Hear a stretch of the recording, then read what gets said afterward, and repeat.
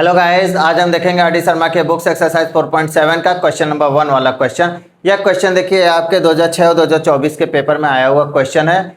इस टाइप का क्वेश्चन देखने में बहुत कठिन लगता है, लेकिन अगर आपने एक ट्रिक पकड़ लिया तो यह क्वेश्चन बहुत ईजी हो जाएगा। ठीक है, तो यहाँ पे क्वेश्चन क्या कह रहा है? क्वेश्चन कह रहा है एक ट्रेन है जो 90 किलोमीटर की दूरी डिस्टेंस कवर करता है एट ए यूनिफॉर्म स्पीड पे, लेकिन अगर उसकी स्पीड को हम 15 किलोमीटर पर घंटा बढ़ा देते हैं तो वह अब 90 किलोमीटर का जो डिस्टेंस कवर करता है वो 30 मिनट पहले ही कवर कर लेता है। क्लियर है?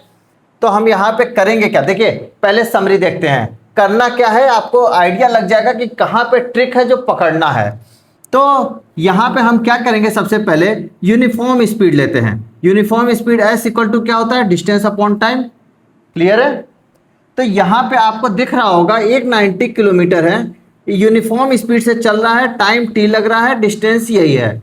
लेकिन अगर मैं उसकी स्पीड को 15 किलोमीटर पर घंटा बढ़ा देता हूँ तो टाइम कितना लग रहा है, टी माइनस 30 अपॉन में 60। क्यों?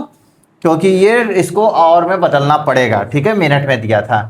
यहाँ से आपको दिख रहा होगा हम क्या करेंगे। अब देखिए समरी, हम क्या करेंगे, टाइम इक्वल टू क्या होगा, डिस्टेंस अपॉन में स्पीड। यहां से क्या हो जाएगा आपका 90 अपॉन में एस। यहां से क्या होगा, टाइम माइनस 30 अपॉन में 60 इक्वल टू डिस्टेंस 90 अपॉन में एस प्लस 15। अब इस टी का ये देखिए, ये टी जो है क्या, 90 अपॉन एस इस जगह रख दीजिए। 90 अपॉन में एस एक माइनस 30 अपॉन में 60 equal to 90 upon S plus 15। यहां से आप एस की वैल्यू निकाल लेंगे, यही पूछा हुआ है। क्लियर है? ये आपका क्वेश्चन का समरी था। अब आपने किया क्या, इसमें आपने ट्रिक क्या लगाया? आपने ये देखा कि यहाँ पे मेरे पास दो वेरिएबल है, स्पीड और टाइम। समझ में आ रहा है? स्पीड और टाइम, आपने टाइम को क्या कर दिया, एलिमिनेट कर दिया दोनों में से। मतलब इसमें भी टाइम था, देखिए time equal to distance upon speed, T और एस दो है वेरिएबल, यहां भी टी और एस दो वेरिएबल था। तो आपने क्या किया, टी की जगह तुरंत एस ला दिया और हर जगह एस हो गया। जब एस सिंगल वेरिएबल हो गया तो सिंगल वेरिएबल के लिए एक ही इक्वेशन से वैल्यू आसानी से आ जाएगी। ठीक है, तो हमने इसमें ट्रिक क्या लगाया, टी टाइम को एलिमिनेट किया। आप इस तरह के किसी भी तरह का क्वेश्चन आए इस टाइप में, आप दो वेरिएबल में से एक वेरिएबल को एलिमिनेट करने की कोशिश करिए, ऑटोमेटिक क्वेश्चन बहुत इजी हो जाएगा। क्लियर है? तो अब देखिए अब करेंगे कैसे। अब ये देखते हैं, स्टेप बाय स्टेप देखेंगे कि कैसे प्रोसीजर में इसको लेते हैं हम। पहले क्या लेंगे, लेट करेंगे यूनिफॉर्म स्पीड को। Let uniform speed of a train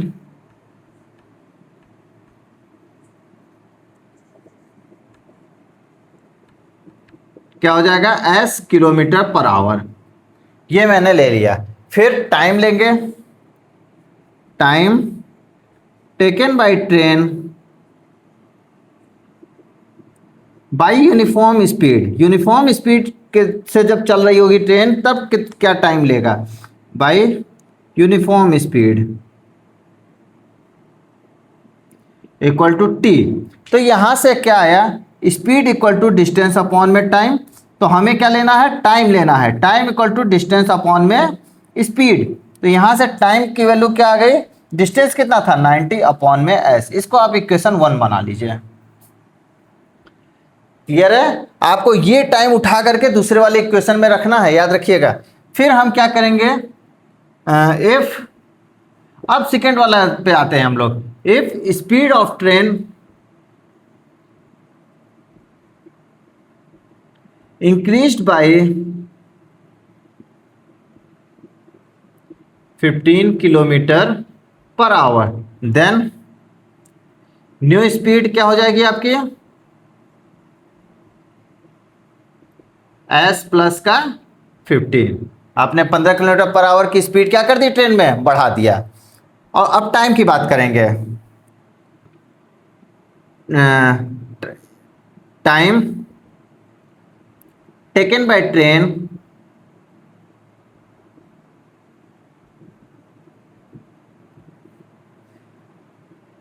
time taken by train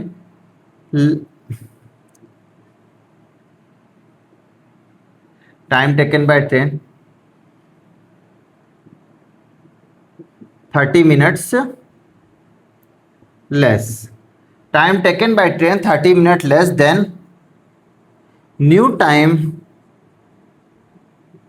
equal to क्या हो जाएगा आपका t माइनस 30 अपॉन में 60। ये आपका हो गया t माइनस 30 अपॉन में 60 क्या हो जाएगा आपका, चलिए यही रखे रहिए। अब यहाँ से स्पीड क्या होगा, देखिए स्पीड इक्वल टू, स्पीड क्या है आपका s plus 15, speed equal to distance upon में टाइम क्या है t माइनस 30 अपॉन में 60। तो अब आपको यहाँ से टाइम लेना है, क्या लेना है टाइम, t माइनस 30 अपॉन में 60 इक्वल्स टू डिस्टेंस अपॉन में s प्लस 15। अब यहाँ से आपको t की वैल्यू यहाँ पे रख देनी है यहाँ से, तो हम यहाँ पे क्या करेंगे, value of t from equation 1 put in equation 2। देख रहे हैं क्वेश्चन कितना सरल हो गया, कहीं कुछ दिमाग ही नहीं लगाना है अब कहीं। 90 अपॉन में s माइनस 30 अपॉन 60 1/2 हो जाएगा इक्वल टू, ये डिस्टेंस क्या है 90 अपॉन में s प्लस 15। अब यहां से आप इधर ले आइए 90 अपॉन में s minus 90 upon s plus 15 equals to 1/2। Clear है। अब यहां से आप 90 पहले तो कॉमन ही ले लीजिए,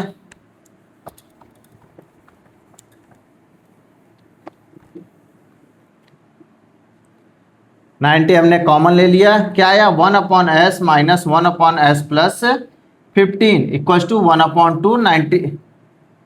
90 को यहाँ नीचे लेते चले जाते हैं हम लोग, तो यहाँ आएगा s plus 15 minus s upon s plus 15 equals to 1/180। तो यहाँ से s देखिए कट गया, तो ये क्रॉस मल्टीप्लाई करेंगे तो s plus 15 equals to 15 into 180। Clear है। तो यहाँ से s स्क्वायर प्लस का 15s माइनस 15 इंटू 180। देख रहे हैं क्वाड्रेटिक इक्वेशन आ गया। अब क्वाड्रेटिक इक्वेशन से हम क्या करेंगे, s की वैल्यू फाइंड आउट कर देंगे।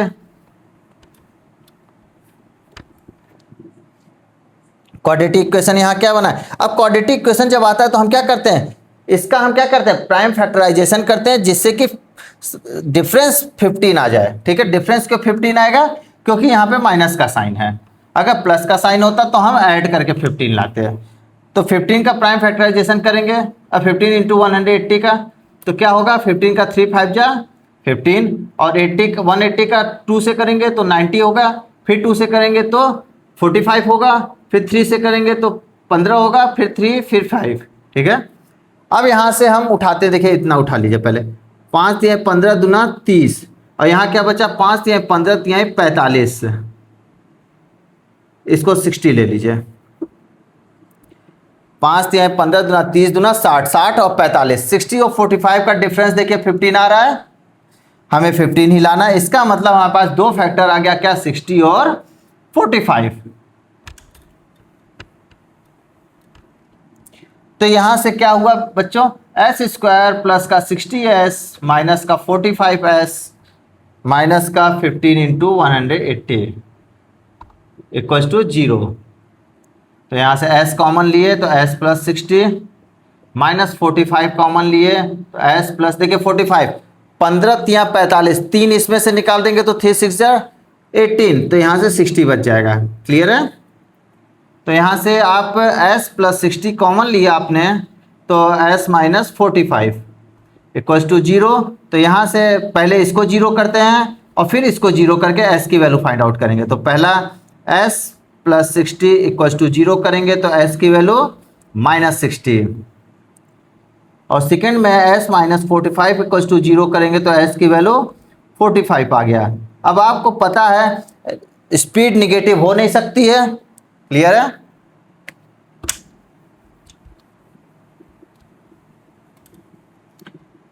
आपने क्या लिखा, speed cannot be negative, hence speed equal to train, speed of train equal to 45 kilometre per hour. Clear है। आपने देखा ये क्वेश्चन देखने में बहुत कठिन लग रहा था, लेकिन आपने एक ट्रिक पकड़ा, कि हमें एलिमिनेट करना है टाइम को। अगर हम किसी भी तरह से टाइम को एलिमिनेट कर दें, स्पीड से आपका क्या बन जाएगा, क्वाड्रेटिक इक्वेशन बन जाएगा, आप उसको सॉल्व करेंगे और डायरेक्ट आंसर आ जाएगा। क्लियर है? तो माइंड में पूरा कॉन्सेप्ट क्लियर होना चाहिए कि हमें क्वेश्चन के साथ करना क्या है। क्लियर है? आई होप आप लोग को बहुत अच्छे से समझ में आया होगा। Thank you guys.